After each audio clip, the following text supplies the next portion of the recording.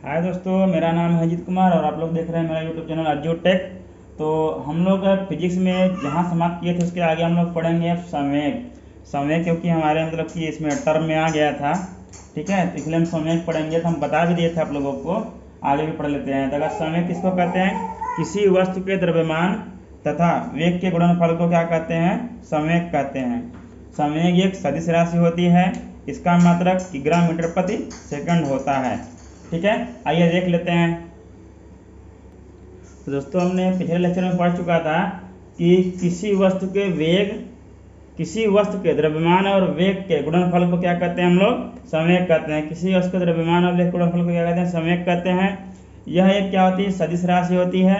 इसका मात्रक है किग्रा मीटर प्रति सेकेंड होता है। इसको हम लोग एक मात्रक और लिख सकते हैं, इसको लिख सकते हैं न्यूटन सेकंड भी लिख सकते हैं, न्यूटन सेकंड। इसका मात्रक किग्रा मीटर प्रति सेकंड या कह सकते हैं न्यूटन सेकंड, ठीक है। इसका एक मात्रक ए भी होता है, न्यूटन सेकंड, ठीक है। तो द्रव्यमान हो जाएगा, संवेग क्या हो जाएगा? द्रव्यमान क्या है? एम है, और वेग क्या है? वी है। संवेग क्या हो जाएगा? पी इक्वल टू क्या हो जाएगा? M into V. ये तो हम लोग पिछले लेक्चर में हम लोग देख चुके हैं। चलिए ठीक है, हम लोग आगे बढ़ते हैं अब गति के तृतीय समीकरण के लिए। तो दोस्तों, हम लोग पढ़ेंगे गति का तृतीय समीकरण, सॉरी गति का तृतीय नियम, ठीक है। गति का तृतीय नियम, गति का तृतीय नियम क्या कहता है? Third law of motion. जब एक वस्तु किसी दूसरी वस्तु पर बल लगाती है तो दूसरी वस्तु भी पहली वस्तु पर उतना ही बल, लेकिन क्या करता है? विपरीत दिशा में लगाती है। इसे क्या कहते हैं? गति का तृतीय नियम कहते हैं। जब एक वस्तु किसी दूसरी वस्तु पर बल लगाती है तो दूसरी वस्तु भी पहली वस्तु पर उतना ही बल विपरीत दिशा में लगाती है, ठीक है। इसे क्या कहते हैं? गति का तृतीय नियम कहते हैं। इसको और भी क्या बोलते हैं? प्रत्येक क्रिया के बराबर विपरीत दिशा में प्रतिक्रिया होती है। इसको जरूर लिखना है, इसको नहीं लिखेंगे तो आपका सेंटेंस गलत हो जाएगा। प्रत्येक क्रिया के बराबर प्रतिक्रिया होती है, लेकिन कहाँ होती है? विपरीत दिशा में होती है। प्रत्येक क्रिया के बराबर विपरीत दिशा में प्रतिक्रिया होती है। ये भी शॉर्टकट में लिख सकते हैं, मतलब, ठीक है। इसको याद रखिएगा हमेशा, तो इससे परिभाषा याद रहेगा, ठीक है। प्रत्येक क्रिया के बराबर क्या होता है? विपरीत दिशा में प्रतिक्रिया होती है। इसमें क्या लिखा था? जब एक वस्तु किसी दूसरी वस्तु पर बल लगाती है तो दूसरी वस्तु भी पहली वस्तु पर उतना ही बल विपरीत दिशा में लगाती है। तो आइए इसको हम लोग समझते हैं कैसे है। तो मान लीजिए आप लोग कभी बचपन में झगड़ा वगैरह किए होंगे, ठीक है। जब झगड़ा वगैरह किए होंगे तो उसमें क्या करते थे आप लोग? अगर किसी को आप लोग मारते थे, तो मान लीजिए उनको कहीं भी मारे, पीठ में मारे, गाल में मारे, ठीक है, तो क्या है, आपके हाथ में भी चोट लगती थी कि नहीं लगती थी? चोट लगती थी। आप तो उनको मारे, लेकिन उनको चोट लगी ही लगी, तो आपको भी चोट लगती है, ठीक है। वही मतलब जो क्रिया आप लोग किए हैं उसका प्रतिक्रिया जो हुआ, आपके हाथ में चोट लगा। अब मान लीजिए आप लोग कभी कोई बंदूक लिए होंगे, चला मतलब बंदूक देखे होंगे चलाते समय, बंदूक होगा, ठीक है। ये कोई मान लीजिए बंदूक है, इसको जब हम लोग चलाते हैं, गोली मारते हैं इसमें, मतलब कि गोली भर के कोई चलाता है, ठीक है। जब कोई बंदूक चलाता है क्या होता है कि जो जितना तेजी से गोली आगे जाता है, ठीक है, जितना तेजी से बंदूक गोली आगे फेंकता है, बंदूक को भी गोली उतना तेजी से पीछे फेंकता है, लेकिन क्या धकेलता है, ठीक है। बंदूक को भी गोली उतना ही तेजी से पीछे धकेलता है, लेकिन क्या होता है कि गोली का द्रव्यमान क्या होता है? कम होता है। और क्या होता है? बंदूक का द्रव्यमान मतलब भार द्रव्यमान क्या होता है? ज़्यादा होता है, ठीक है। तो गोली क्या होता है? बहुत दूर तक जाती है, लेकिन बंदूक क्या होता है? थोड़ा पीछे हट के रह जाता है, ठीक है। और आप लोग एग्जाम्पल देखे होंगे, मान लीजिए कि कोई नाव रहती थी, ठीक है, ये नाव है, ये पानी में है, ठीक है। अब क्या करते हैं, आप जो नाव को किनारे लेके आ जाते हैं, जब आप लोग क्या करते हैं, उछल के, मतलब आपको क्या होता है, आना होता है बाहर कूद के, तो क्या करते थे आप लोग? कूद के जब बाहर आते हैं तो क्या करते हैं कि जब कूद के बाहर आते समय क्या करते हैं, जब आप जैसे कूदते हैं, एक फोर्स लगाएं, आप आगे की तरफ कूदे तो नाव क्या होती थी? पीछे की तरफ जाती है। आप आगे की तरफ कूदे, नाव क्या गई? पीछे की तरफ गई। मतलब इसमें भी देखिए, इधर आप क्रिया किए, आप क्रिया किधर किए? इधर किए, इस साइड किए, और नाव किधर जा रही है? इधर जा रही है, विपरीत दिशा में जा रही है। मतलब क्रिया के बराबर यहाँ भी प्रतिक्रिया लगा, ठीक है। अब यहाँ पे भी लगा था, बंदूक वाले में भी कंडीशन में लगा था, जब बंदूक से हम लोग गोली मारते हैं उसमें भी क्या होता है, गोली को, बंदूक से गोली हम चला दिए, गोली तो आगे जाएगी, गोली की एक प्रतिक्रिया बल लगाती है पीछे की ओर अपने विपरीत दिशा में, ठीक है। लेकिन बंदूक का क्या होता है, जो द्रव्यमान ज़्यादा होता है, द्रव्यमान, ठीक है, इससे संवेग इसका ज़्यादा होता है, संवेग मतलब द्रव्यमान गुणित वेग, देखिए द्रव्यमान गुणित वेग, ठीक है। द्रव्यमान गुणित वेग दोनों को देखेंगे, मान लीजिए अगर दोनों को हम बराबर करना चाहेंगे, m1 v1 मान लीजिए और m2 v2 मान लीजिए, ठीक है, m2 v2 मान लीजिए। देखिए गोली का द्रव्यमान बहुत कम है, बहुत कम है बंदूक के तुलना में, इसलिए उसका वेग बहुत ज़्यादा हो गया। अब इसका द्रव्यमान बहुत ज़्यादा है, बहुत ज़्यादा है, तो वेग क्या हो जाएगा, बहुत कम हो जाएगा इसका, ठीक है। ये बात समझ में आई आप लोगों को, क्योंकि m1 v1 बराबर m2 v2 इन दोनों को बराबर रखना है। अब इन दोनों को बराबर रखना है, मान लीजिए 7 गुणित 8 है, ठीक है, एक 7 गुणित 8 हो गया, नहीं तो मान लीजिए एक 8 चौको 32 है, ठीक है, ये 8 हो गया गुणित 4 हो गया, 8 चौके 32। अब मान लीजिए ये 2 हो गया गुणित 16 हो गया, ये जो हो गया ये v1 हो गया, ये v1 हो गया, ये क्या है m1 है, ये है m2, ये क्या है v2। अब देखिए दोनों को 8 चौके 32, 16 दूना 32, दोनों को बराबर रखने के लिए हमने क्या किया, देखिए 8 kg की द्रव्यमान्य था, 2 kg का है, ये 4 मीटर पर सेकंड के 4 मीटर पर सेकंड के वेग से ही चला, लेकिन ये क्या चला 16 मीटर पर सेकंड, मतलब 4 गुना तेजी से चला, ठीक है। वही कंसेप्ट यहाँ पे यूज होता है, अभी हम लोग आगे पढ़ेंगे संवेग संरक्षण के नियम में, तो आप लोगों को समझ में आ जाएगा, ठीक है। इतना नाव वाला आप लोगों को समझ में आ गया कि जब आप नाव से उतरते थे, जब पैर से आप आगे तरफ उछल के कूद के मतलब आगे बढ़ते थे, लेकिन नाव क्या होती थी, पीछे जाती थी, ठीक है, ये हो गया। बाकी और एग्जाम्पल आप लोग बताइए कोई और एग्जाम्पल आप लोगों को हो सकता है। आप लोग क्या होता है, बॉल को खेले होंगे, बॉल जब आप लोग क्या करते थे, जब आप लोग बॉल को क्या करते थे, बॉल को जब जमीन पे मारते थे, यहाँ धक्का देते थे जमीन पे, ठीक है, ये जमीन पे, ठीक है, आप अपने हाथ से तेजी से बॉल को नीचे मारते थे, बॉल क्या करती थी, ऊपर जाती थी टकरा के, ठीक है। आप लोग तो देखे होंगे बॉल को आप लोग नीचे फेंके, लेकिन जमीन से टकराई और फिर ऊपर गई, ठीक है। तो मतलब क्या हुआ, जितनी तेजी से नीचे फेंके वो जमीन से टकराने के बाद उतनी तेजी से क्या हुई, ऊपर गई बॉल फिर से। मतलब जो प्रत्येक क्रिया के बराबर आपने क्रिया किया नीचे फेंकने का, उसके क्या है, विपरीत दिशा में प्रतिक्रिया हुई। देखिए जमीन पे आप नीचे फेंके जमीन पे, लेकिन वो टकरा के बॉल क्या हुई, फिर से ऊपर आई। तो ये देखिए हो गया इधर, इस साइड में हो गया इधर डायरेक्शन, तो विपरीत दिशा में हुई लेकिन प्रतिक्रिया हुई बराबर, ठीक है। जब हम एक किसी वस्तु पर क्या करते हैं, बल लगाते हैं, ये मान लीजिए पृथ्वी, मतलब ये मान लीजिए प्लेन है, मतलब ये प्लेन है कोई, ये दूसरी वस्तु हो गई, ये गेंद दूसरी वस्तु हो गई, इस वस्तु में इस वस्तु पर बल लगाया तेजी से, मतलब तेज से, तो क्या हुआ, इसने क्या किया, फिर से इसको फेंक दिया, उतना ही बल लगा के विपरीत दिशा में फेंक दिया, ठीक है। अब समझ में आया आप लोगों को, गेंद वाले समझ आ गया होगा, नाव नहीं देखे होंगे, बंदूक नहीं देखे होंगे, गेंद तो देखे होंगे आप लोग, गेंद खेले होंगे। गेंद को आप लोग दीवार में भी मारते हैं, तो दीवार में से क्या होता है, फिर इधर आ जाता है, मतलब आपकी तरफ आ जाता है, मतलब जितना क्रिया आप लोग किए थे, आप अपने हाथ के पास से फेंके थे, फिर वहां से दीवार में लड़के आपके पास फिर से आ गई, मतलब गेंद ने दीवार पे बल लगाया जितना, उतना ही बल किसने लगाया, दीवार ने गेंद पर लगाया, तो इसीलिए गेंद आपके पास फिर से वापस आ गई। मतलब जब एक वस्तु किसी दूसरी वस्तु पर बल लगाती है, तो दूसरी वस्तु भी पहली वस्तु पर उतना ही बल विपरीत दिशा में लगाती है, इसी को हम लोग क्या कहते हैं, गति का तृतीय नियम कहते हैं। या तो आप लोग बोल सकते हैं कि प्रत्येक क्रिया के बराबर विपरीत दिशा में प्रतिक्रिया होती है, ठीक है, ये हो गया गति का तृतीय नियम। अब हम लोग पढ़ेंगे संवेग संरक्षण, ठीक है। तो दोस्तों हम लोग संवेग संरक्षण में पढ़ेंगे, क्या पढ़ेंगे, यदि एक या एक से अधिक वस्तुओं का निकाय, ठीक है, निकाय मतलब क्या होता है, समूह होता है। यदि एक या एक से अधिक वस्तुओं के समूह पर, यदि एक या एक से अधिक वस्तुओं के समूह पर कोई बाहरी बल नहीं लगता है, मतलब बाह्य बल हम लोग नहीं लगा रहे हैं, तो उस वस्तु मतलब कि तो निकाय या समूह का कुल संवेग क्या रहता है, संरक्षित रहता है, ठीक है।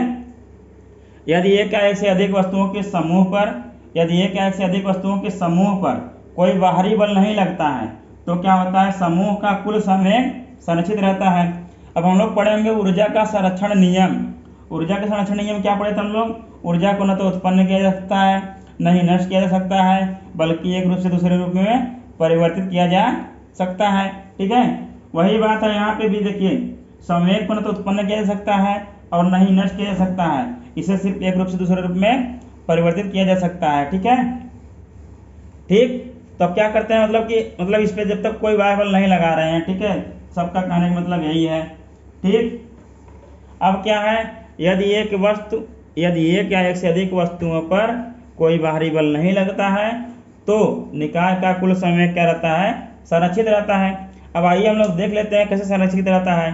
ठीक है, अब हम लोग क्या करेंगे, मानेंगे कि माना दो वस्तुएं m1 और m2 है। मान लीजिए कि दो वस्तुएं हैं जिनका द्रव्यमान m1 और m2 है और उनका वेग टकराने से पहले क्रमशः, टकराने से पहले जो उनका वेग है, टकराने नहीं है, टकराने से पहले क्या है, मान लीजिए u1 और u2 है। ठीक है, तथा टकराने के बाद उनका वेग क्रमशः मान लीजिए v1 और v2 हो जाता है।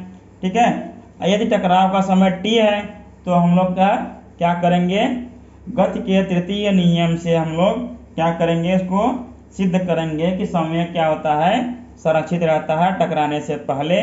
मान लीजिए हम लोग गेंद फेंक रहे थे दीवार पे टकराने से पहले और टकराने के बाद। ठीक है, अब मान लीजिए हम लोग एग्जाम्पल लिए थे बंदूक वाला, तो बंदूक वाले कंडीशन में क्या हो जाएगा कि द्रव्यमान बंदूक का क्या हो जाएगा, मान लीजिए m1, फिर द्रव्यमान बंदूक गोली का क्या हो जाएगा m2, और टकराने से पहले मतलब चलने से पहले मान लीजिए बंदूक का वेग है u1 और टकराने से पहले मतलब कि गोली चलने से पहले गोली का वेग क्या है u2। ठीक है, और गोली चलने के बाद हम लोग गोली चला दिए तो क्या हो गया, गोली चलाने में हमको मान लीजिए t समय लगा, उस समय में क्या हुआ कि इसका बंदूक का वेग क्या हो गया चलने के बाद v1 और गोली का वेग क्या होगा टकराने के बाद v2। तो हम लोग देखेंगे संवेग का संरक्षण का नियम मतलब सिद्ध होता है कि नहीं होता है। चलिए आगे देखते हैं। अब चलिए दोस्तों, हम लोग मानते हैं कि माना दो वस्तुएं A तथा B हैं, दो वस्तुएं A तथा B हैं जिनका द्रव्यमान क्रमशः m1 और m2 है। देखिए द्रव्यमान क्या हो गया, m1 और m2 है और टकराने से पहले इनका वेग क्रमशः क्या है, u1 और u2 है। देखिए हो गया, द्रव्यमान m1 का वेग क्या होगा u1, द्रव्यमान m2 के वेग क्या होगा u2 हो गया। ठीक है, टकराने के बाद इनका वेग क्रमशः v1 और v2 हो जाते हैं। ठीक है, अब देखिए भी टकराने का समय है, टकरा रहे हैं इस समय, ये m1 है ये m2 है। जब टकराएंगे तो जब हम लोग अभी गति का तृतीय नियम जस्ट पढ़े हैं, तो उसमें क्या था कि जब ये टकराएंगे तो m1 m2 पे एक बल लगाएगा। ठीक है, m1 एक m2 पर बल लगाएगा, उस बल को हमने क्या मान लिया, FAB क्यों, मतलब A जो है B पर बल लगा रहा है, FAB ये जो है B पर बल लगा रहा है। अब क्या करेंगे, जब इस पर टकराएगा m1 m2 से, क्या होगा, m2 भी m1 पे क्या करेगा, बल लगाएगा। अब देखिए ये वस्तु क्या है, ये वस्तु B है, ये वस्तु क्या है, B है। तो देखिए B क्या है, A पर बल लगा रहा है, इसलिए हमने इसको क्या लिख लिया है, FBA। ठीक है, अभी हम लोग गति का तृतीय नियम हमने क्या पढ़ा था, ये क्या करेगा, जितना बल इधर लगाएगा m1 m2 पे लगाएगा उतना ही बल m2 m1 पे भी लगाएगा। मतलब FAB बराबर FBA होगा, लेकिन क्या होगा, विपरीत दिशा में होगा। ठीक है, अभी यहाँ तक समझ लेते हैं कि टकराव हुआ, m1 m2 पे बल लगाएगा तो उसको क्या बोलेंगे, FAB, और m2 जो है m1 पे बल लगाएगा उसको क्या बोलेंगे, FBA, विपरीत दिशा में दोनों रहेंगे। अब देखते हैं टकराव के पहले का इमेज है, ये टकराव हो गया। अब टकराव के बाद क्या बनाते हैं, ठीक है, और इसमें एक इंजेक्शन और मानेंगे हम लोग कि m1 जो है m2 से बड़ा है, m1 जो है m2 से बड़ा है। अभी यहाँ मान चलते हैं, चलिए आगे देखें टकराव के बाद क्या होता है। और देखिए यहाँ पे क्या है, ये टकराव का समय t है, मतलब जो टकरा रहे हैं दोनों t समय के लिए टकरा रहे हैं, t समय के लिए, t समय कुछ भी हो सकता है, 1 सेकंड 2 सेकंड 3 सेकंड के लिए टकरा रहे हैं, टकरा के फिर ये लोग अलग होंगे। फिर देखते हैं इनका वेग क्या होगा।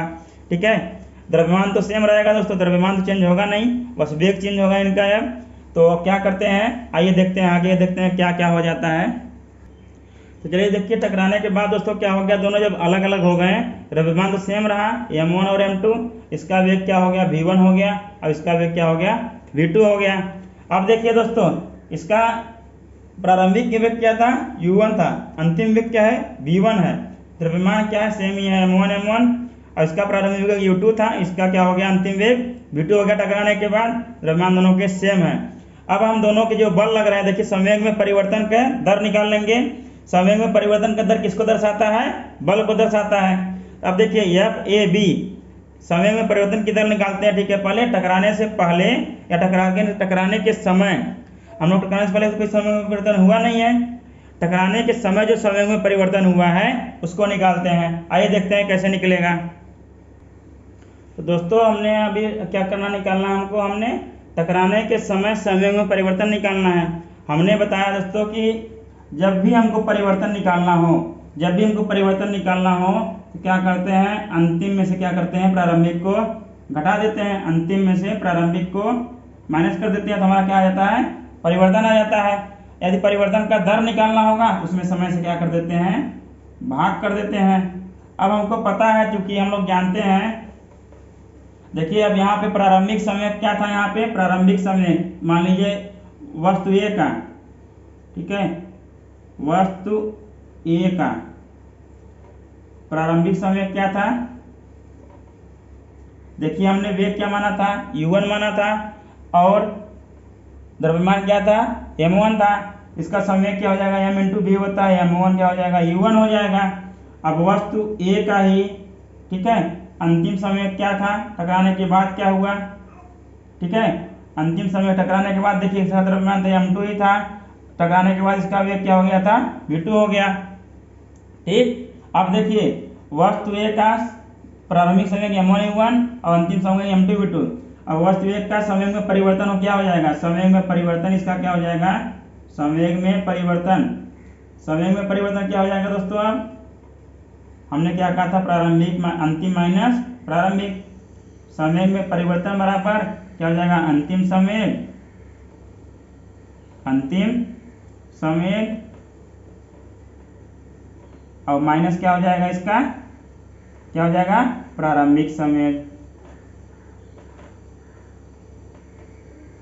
अब क्या हो जाएगा इसमें, देखिए m2 v2 सॉरी m1 था, सॉरी यहाँ m1 v2 होगा, सॉरी यहाँ पे m1 v2, ये हो जाएगा m1 v1। यहाँ पे दोस्तों अभी गलत हो गया था, देखिए वस्तु एक का अंतिम समय क्या था, m1 v1 था, यहाँ क्या हो जाएगा, m1 v1 माइनस क्या हो जाएगा, m1 u1। समय में परिवर्तन आ गया दोस्तों। ठीक, अब इसी प्रकार वस्तु बी का भी निकाल लेंगे।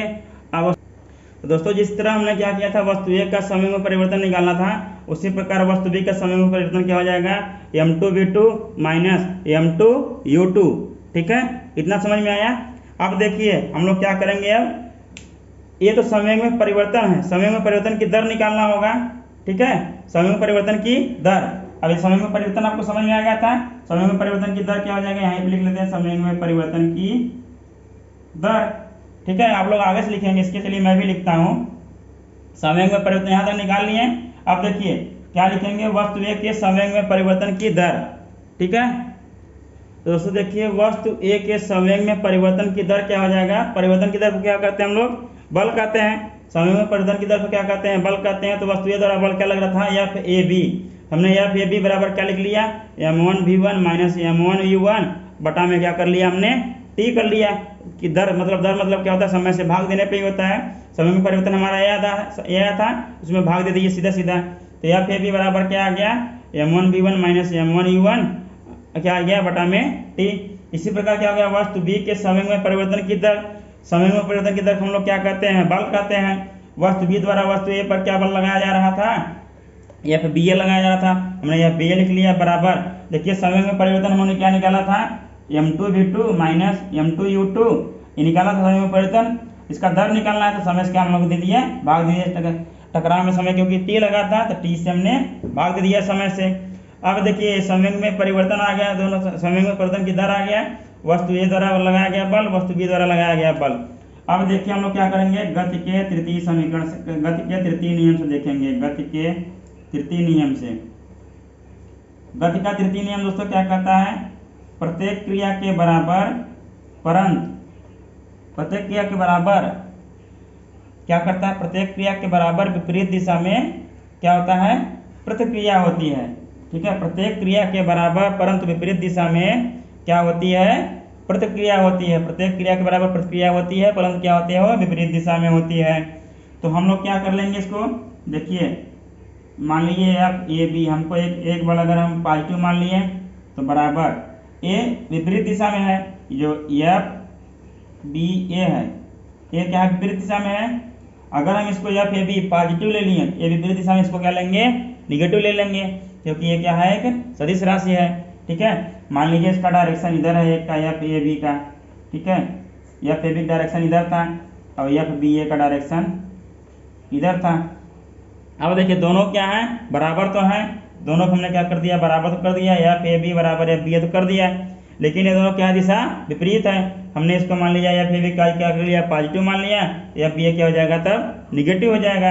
एफ बी ए बराबर माइनस एफ ए बी बराबर क्या हो जाएगा माइनस एफ बी ए।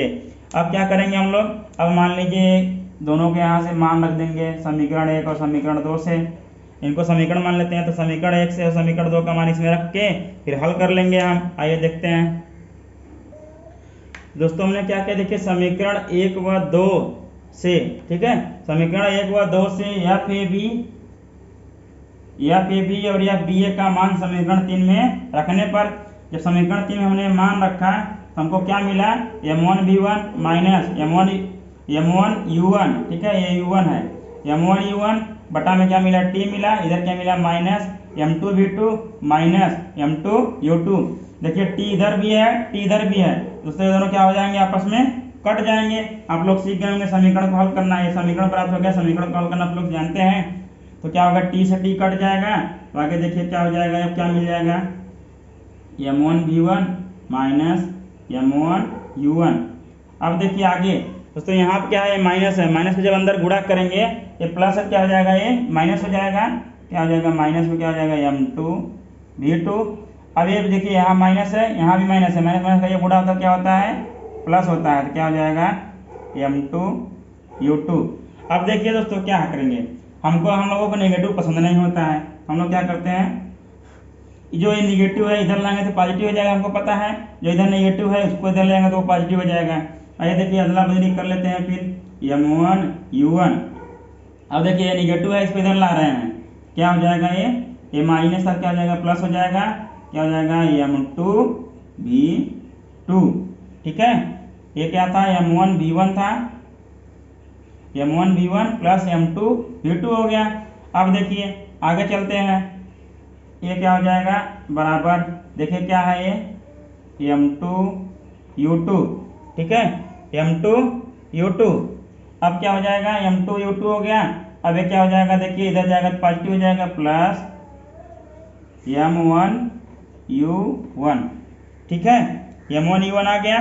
अब देखिए इसको हम बढ़िया से लिख लेते हैं, क्या हो गया m1 v1 है तो ऐसे है m1 v1 plus m2 v2 equal to क्या हो गया m1 u1 plus m2 u2। एक आ गया समय संरक्षण का नियम का समीकरण आ गया, एक ये समीकरण हो गया। अब हम क्या करेंगे, अब मान लीजिए द्रव्यमान मान लीजिए सेम है दोनों का, अभी तो क्या था इसमें क्या था m1 इज ग्रेटर देन क्या था m2 था, ये मान के चले थे हम लोग, चूंकि हम लोग माना था m1 is greater than m2, क्या आ गया m1 v1 plus m2 v2 equal to क्या आ गया m1 u1 plus m2 u2। तो दोस्तों मतलब कि हम लोग न्यूमेरिकल सॉल्व करने में इसी समीकरण का हम लोग उपयोग करेंगे। बाकी मान लीजिए हम अब मान लेते हैं कि m1 और m2 अगर दोनों बराबर कर देते हैं, हम m1 और m2 बराबर कर देते हैं, m1 बराबर m2 इक्वल टू m लिख देते हैं, तब क्या होगा देखिए, तब समीकरण हमको क्या प्राप्त होगी उसको देख लेते हैं। अब मान लीजिए हमने माना m1 बराबर m2 बराबर क्या रखते हैं m, ठीक है, इसको क्या करेंगे समीकरण में रख देंगे, समीकरण प्राप्त हुआ है हमको, यही हमारा इक्वेशन है, यही हमारा समय संरक्षण का नियम है। इसको मान लीजिए समीकरण में मतलब इसमें रखने पर इसी में समीकरण 4 मान लेते हैं, 3 तक हम लोग लिख दिए थे, 4 में रखेंगे तो क्या होगा देखिए m1 के स्थान पर क्या रखना है, m रखना है m v1 plus m v2 बराबर रखना है m u1 plus m u2। अब देखिए सब जगह m क्या है कॉमन है, m यहाँ से कॉमन ले लेंगे तो क्या हो जाएगा v1 plus v2 equal to क्या हो जाएगा, यहाँ से भी m कॉमन लेंगे तब क्या हो जाएगा ये u1 प्लस u2। ठीक है, देखिए m से m कट जाएगा, दोनों सेम सेम है, तो क्या आ जाएगा v1 plus v2 equal to क्या आ जाएगा u1 प्लस u2। ये दोस्तों कब आएगा, जब द्रव्यमान दोनों के सेम रहेंगे, जब दोनों वस्तुओं के द्रव्यमान सेम रहेंगे। अब डायरेक्ट लगा दीजिएगा v1 plus v2 equal to u1 plus u2। एक शॉर्टकट फार्मूला आपको हो गया, उसमें मान आपको नहीं रखना पड़ेगा। मेन समीकरण आपका क्या है, इसको याद रखना है, m1 v1 plus m2 v2 equal to m1 u1 plus m2 u2। और अब जब द्रव्यमान समान हो जाएगा, m1 बराबर m2 बराबर m कर देंगे, तो क्या आ जाएगा आपका v1 plus v2 equal to क्या हो जाएगा u1 प्लस u2। ठीक है दोस्तों, धन्यवाद दोस्तों। अब हम लोग क्या करेंगे, थियरी हम लोग force and law of motion का थियरी यहीं पे समाप्त करते हैं। अब हम लोग न्यूमेरिकल अगले लेक्चर में पढ़ेंगे। तो हमारे साथ बने रहने के लिए धन्यवाद। अगर दोस्तों आप लोगों को वीडियो अच्छा लगे तो प्लीज़ लाइक और सब्सक्राइब जरूर कीजिएगा और अपने दोस्तों में जरूर शेयर कीजिएगा, जिससे ज़्यादा से ज़्यादा लोगों तक ये लाभ पहुँच सके। ठीक है, धन्यवाद।